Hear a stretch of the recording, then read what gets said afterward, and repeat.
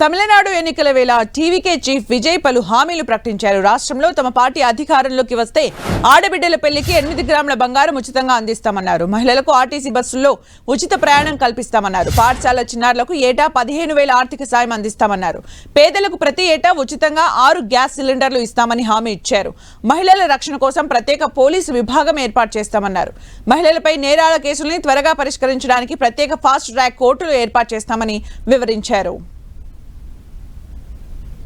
Annapurani super 6 திட்டம் நம் வீட்டு பெண்களுக்கு பெரும் சுமையா மாறி நிற்பது சமையல் கேஸ் விலையும் ஒன்று. தேர்தல் நெருங்கும் போது மட்டும் கேஸ் விலை குறைக்கப்படும்.